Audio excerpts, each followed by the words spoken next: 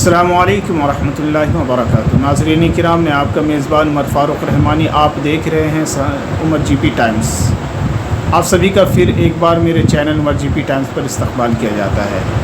इससे पहले कि इस वीडियो के ऊपर पूरी तफसीलात की तरफ जाएं, आप सभी से मुअद्दिबाना गुजारिश है कि हमारे चैनल उमर जीपी टाइम्स पर अगर बिल्कुल नए हैं तो सब्सक्राइब कर लें, बेल आइकन को प्रेस कर लें और इस वीडियो को पूरे आखिर तक देखें, क्योंकि इस वीडियो से आपके रोंगटे खड़े होने वाले हैं। जी दोस्तों, आज हम बात करते हैं कि जिस बच्चियों को माँ बाप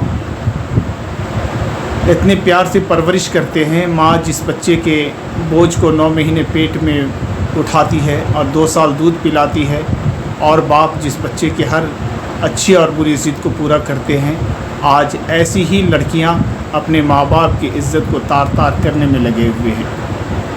आगे नज़र डालते हैं दूसरी वीडियो के ऊपर, और इस वीडियो में बच्ची की अस्सलाम वालेकुम। मैं महदा परवीन हूँ, बहराम की रहने वाली हूँ।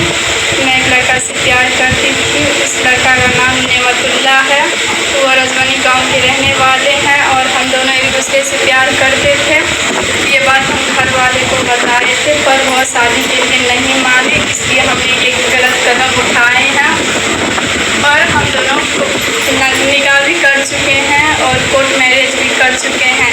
और जितना भी ये केस में नाम दिया गया है मेरे अब्बू और भाई, जो ये केस किया है ये बुनियादी गलत है, और जितना भी वो लड़का सब जेल में है वो सब बेकसूर है, बेगुनाहगार है।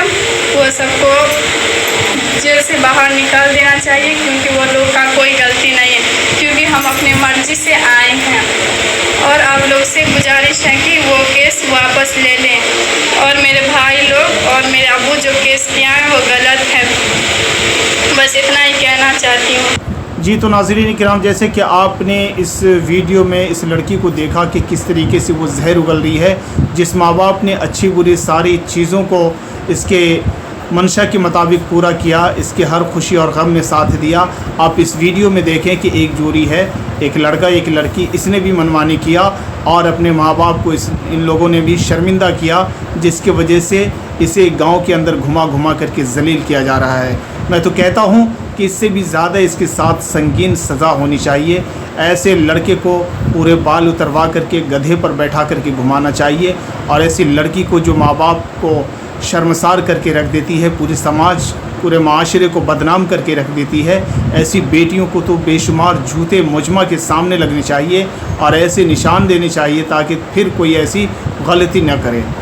ऐसी ही लड़के और लड़कियों की वजह से आज हमारे माशरे के अंदर बदनामियाँ आम होती जा रही है। नाज़रीन किराम, हम बात करते हैं कि आज जितने भी बच्चे बिगड़ रहे हैं, सबसे बड़ी ख़राबियाँ जो आ रही है वो माँओं की वजह से होती है।